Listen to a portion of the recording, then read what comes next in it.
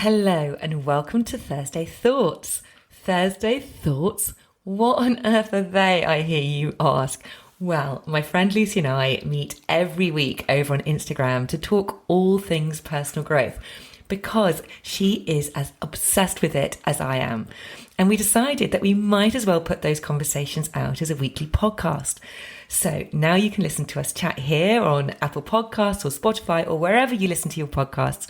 And we'll be talking about topics such as spirituality, limiting beliefs, the ego, imposter syndrome, gratitude, meditation, confidence, and so much more.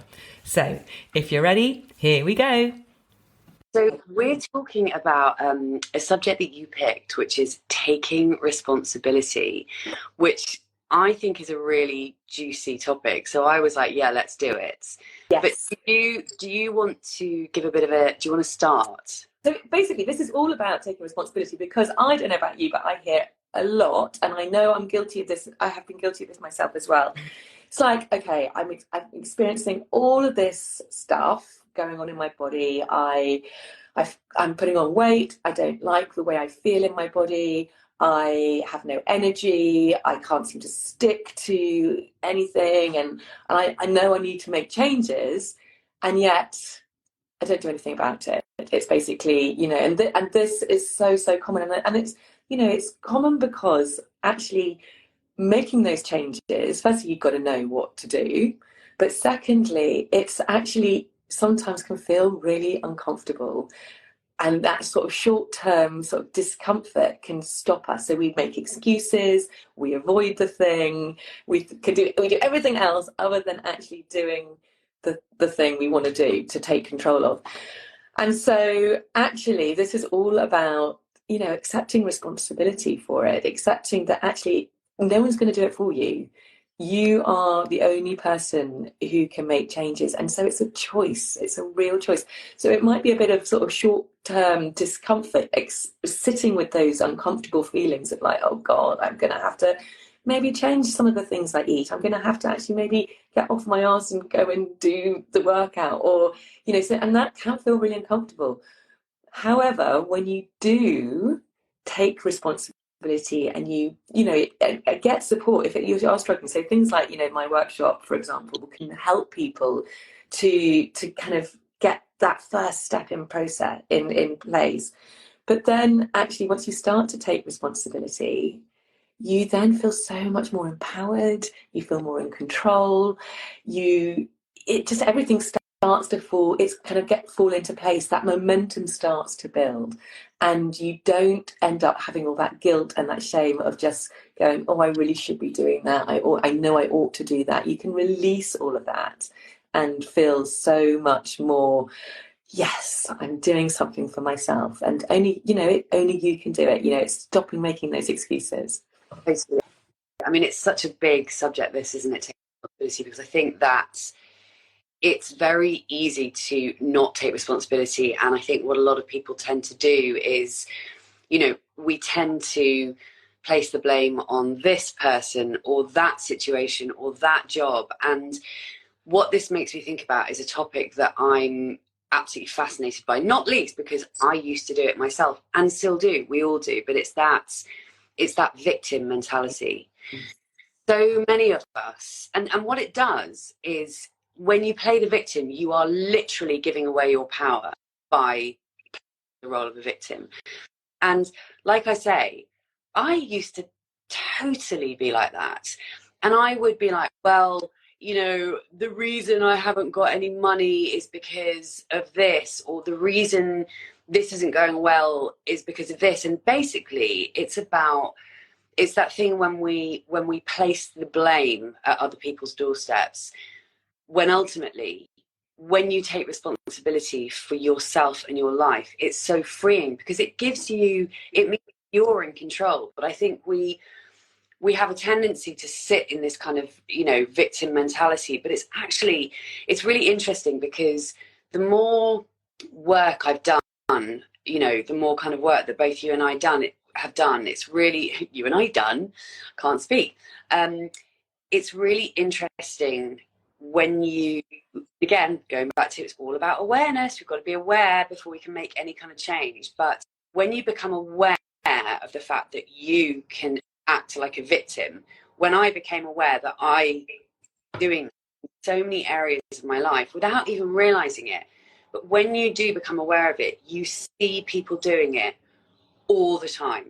You see people doing it in every area, you know, and it's amazing how you suddenly become really attuned to it, and then you see how what a negative place it is to be, because to be a victim, to allow yourself to be a victim, and obviously we're not talking about if you are an actual victim of something terrible that has happened to you, but just in much more general terms, when you become a victim in your own life and try and blame everybody else for all of your problems, like I say, you are completely giving your power away. And from that place, you're then kind of relinquishing responsibility for being able to do anything about it. Whereas in actual fact, when you turn it around and say, actually, fuck this, I don't want to be a victim, I'm in control of my life, that's when I think you can start to make the changes. Does that make sense? Yes, my God, absolutely. It's that whole thing, you know, life is happening. It's not happening to you, it's happening for you. Yeah. You know, if you're, and it's easy when you're in that cycle to blame everything, blame the world, blame other people for where you happen to be at that particular moment. You know, we've all done it. You know, God, we all do it. You know, it's very easy to do that because, yeah, unless you're, as you say, unless you're aware that actually, you know, you made the choice, you made the decisions at some point to kind of end up in that place. Yeah. But when you actually take responsibility, it's amazing how suddenly you can actually start to change. You know, it's about working out what you are in control of. Okay, there are going to be certain situations that you can't control, or certain things that you can't control.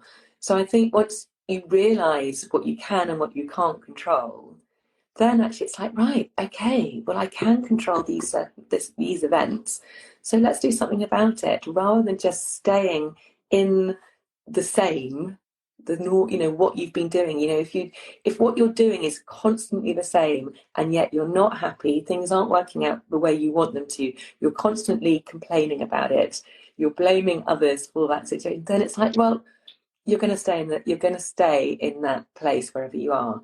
But as soon as you kind of work out, okay, well, there are some things. So I think that's the first step. It's just recognizing what are some of the things I can change. What am I? And generally, we're in control of a lot more than we give ourselves credit for what we think. And then it's actually, right, okay, what do I need to do? What do I need to do to get out of this situation? And it will require some change, because otherwise, you know, nothing changes if nothing changes. But that is when it feels uncomfortable. And as human beings, we don't like to feel those uncomfortable feelings. We don't. We push them aside, we push them down, we numb them. We just like, it's much easier in the short term not to feel those uncomfortable feelings. And that is why so many of us get stuck. So it's about it's about giving yourself the tools, learning how to sit with that discomfort, those uncomfortable feelings. You know, it might be, I don't know, disappointment. It might be that you haven't got further on in your, wherever, you know, in your life. It might be feelings of just like, oh my gosh, this is actually going to require real effort, and I don't know if I can do that. You know, it might be self-doubt, whatever they are. But once you can sit with those feelings, which takes practice, it does take practice, then you can go, okay, right, now then, I'm going to face up to it. And that is when getting, you know, support, friends, accountability partners, all of that to help you get you on track is key, I think, to making those changes. You know, it's you haven't changed from what you want to do, and you know, because it's difficult. So I think sometimes you have to kind of, you know, when part of taking responsibility is you either really kind of go to yourself and make a commitment to yourself, right, I am going to take responsibility, I'm going to put this stuff in action, and work out, you know, part of that, can I do that on my own, or can I actually, you know, invest in somebody else, or a friend or a mentor?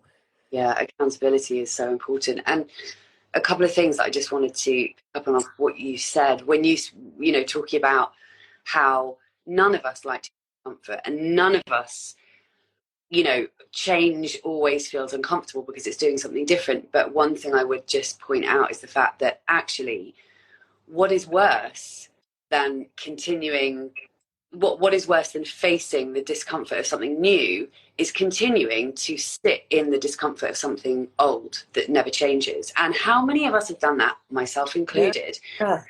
Stayed in jobs before, for example, where I have been effing miserable, and no one was going to come and save me. No one was going to come along and drop something in my lap and go, here you go, Lucy.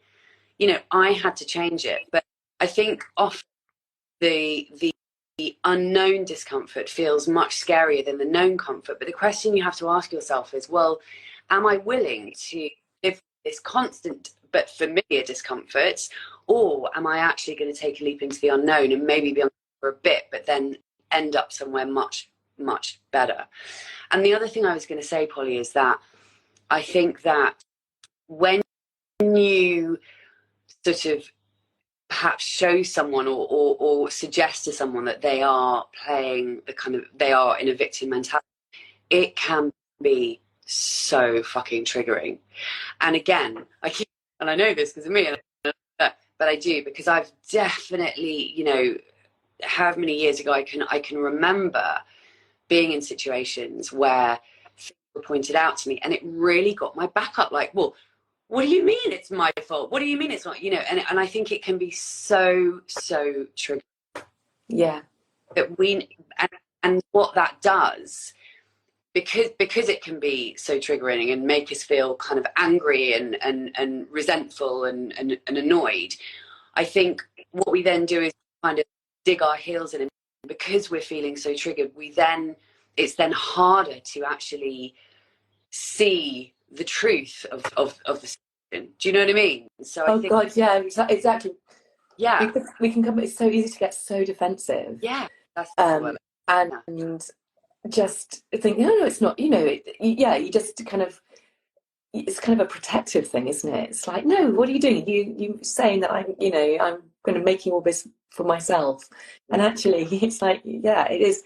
I think the way out of that is kind of really to talk to yourself with self-compassion and just realize that nobody is perfect at all.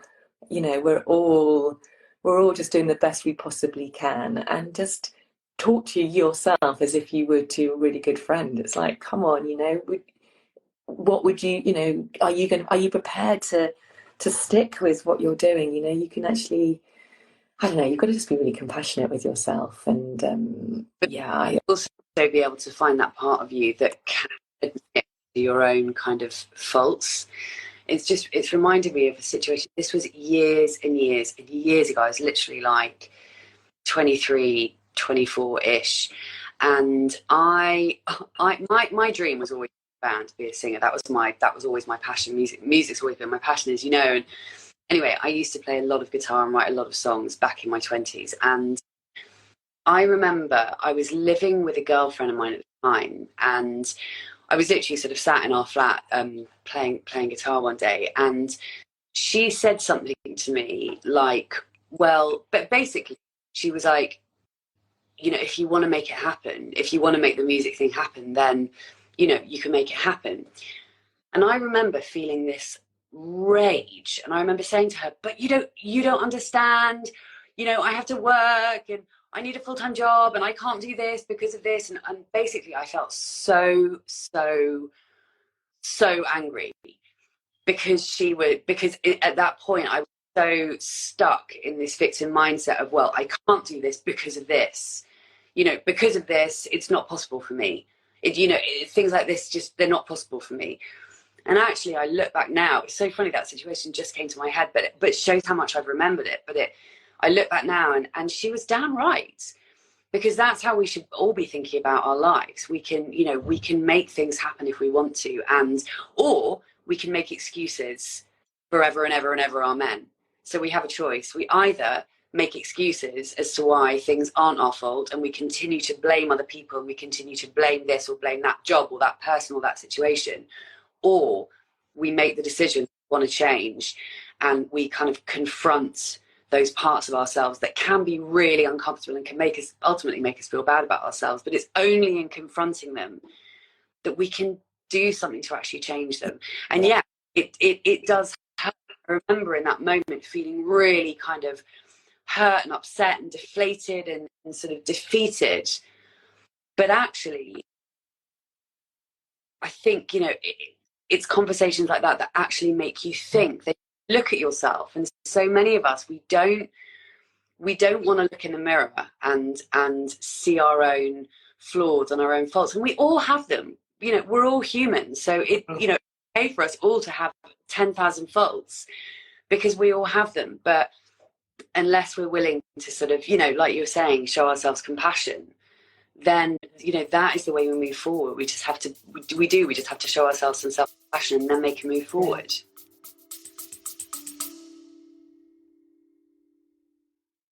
A very quick break to ask you to hit the follow or subscribe button if you haven't already. And if you're enjoying this episode, I'd be super grateful if you could hit those stars and rate it too.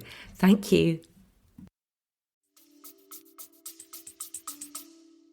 I mean, another big area people really struggle with, as we mentioned, is kind of health and wellness. I think we can all complain, oh God, I've put on so much weight, I feel really lacking in energy.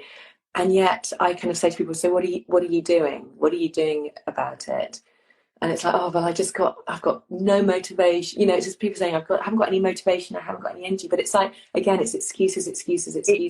And it's very much like, well, you can blame all these other outside factors, but ultimately, what's the point of doing that? Because no one's going to do it for you. No one is going to do it for you. Only you can do that. So, and I've done that too. But I think it's just too widely accepted that people do it, that people just make excuses, and of course it's going to be difficult. There are situations where it is difficult to put this, but as you said, you really have to weigh up the short-term pain for that long-term gain. What is, do you want to be living a really healthy, vibrant life later in life and feeling strong and fit and mobile?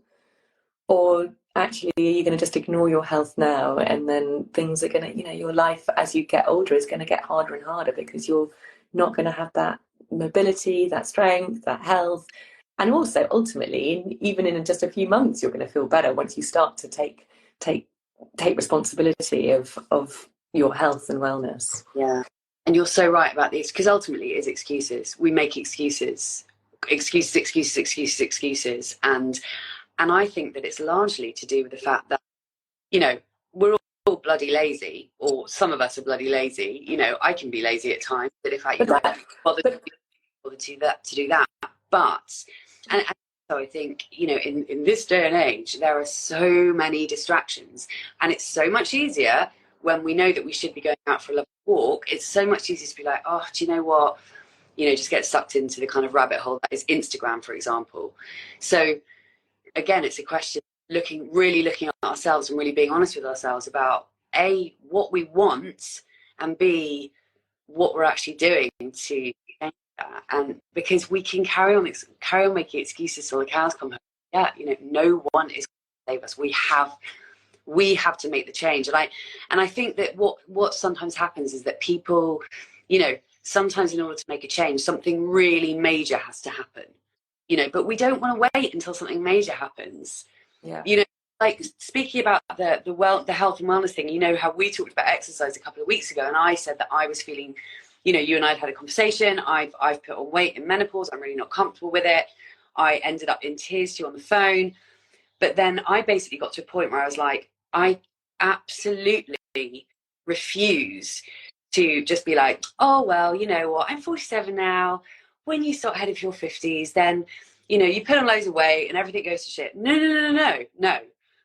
Not going to do that. So now I've, really started strength training and the things I need to do, and looking at, I already eat pretty healthy, but looking more closely at what I'm eating following our conversation, which no doubt are in your workshop /course. But it's, I just think it's a shame for it to get to a point where you just get so sick of yourself, and you get so sick of having the same conversation in your head.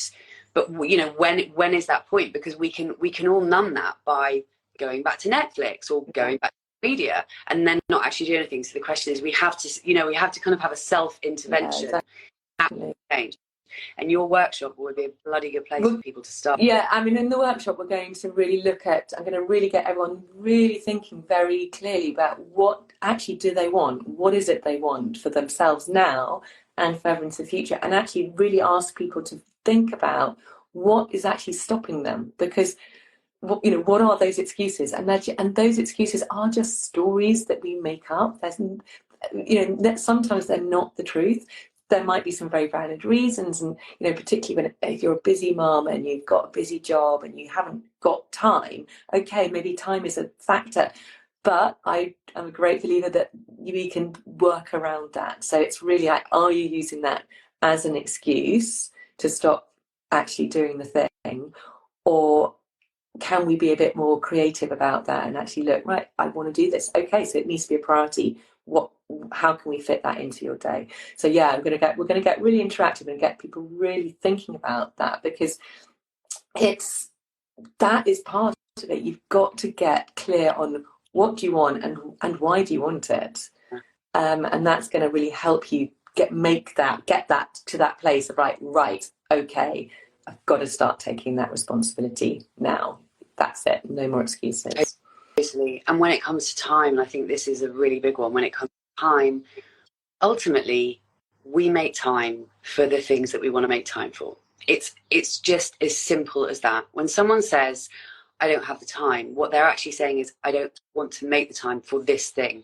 Mm-hmm. Because when we want to do something, we make time for it. It really is as simple as that. We have to create time for the things that are important to us. So, like you say, I think, I don't have time because, you know, you're a busy mum of 3, but you manage to fit these things into your life. You know, you get up early, you go to the gym, you go for a run, la la la.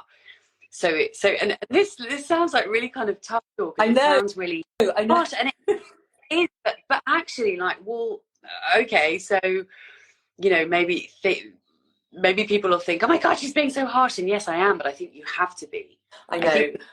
I was thinking that as well. This is quite a tough talk. This is quite tough for both of us. And you know, and I do understand. I mean, gosh, just to put a little bit of compassion about it, I do get how difficult it is. But I think sometimes we do need a little bit of but you know, it does need a bit of tough talk, because nothing changes if nothing changes. And so it does need a bit of right, come on, we can do this. But as I say, if you can't do it on your own, you don't need to, you know. It's about just putting there's so many free resources out there. There are so many, you know, I'm sure you can use friends as accountability buddies or whatever, or get somebody more professional to help you. But it's totally possible, because ultimately, again, what is the payoff? You know, what is the payoff? Don't just go through life going, oh, I really ought to. It's the ought tos and the shoulds. The ought tos and the shoulds are the problem. If you're going around saying, I really ought to do that, or I really should do that, right, then you need to really have here we go, tough talk again. But you really need to have a good talking to yourself, a good look at yourself, right? How many things am I ought-toing or shoulding? Yeah. And actually, why don't I just do the thing? Because, you know, life is so short. We're not here for a long time. So, yeah. Well, on that note, I think we should wrap it up, shouldn't we? Because we've done our hour pretty much. But just to remind people, so your workshop is on Wednesday, the 13th of September. It's going to be awesome, and everybody should join, because it's going to be hugely, hugely helpful. But one thing that I'm just going to say, Polly, is that in case when you know how when you come out of a live, you basically have to sort of immediately save it down or use it. Yeah. So let's just say that, will the link be in your bio? I will put the link in my bio after this, and I'm also, if I share this as a story, I'll put the link on after the story as well. Yeah. So yeah, that would be great. Thanks so much, Lucy. That would be amazing. I'll see you for our breathwork session. Perfect. All right. Take care. See you later. Bye. Bye. Bye. Bye.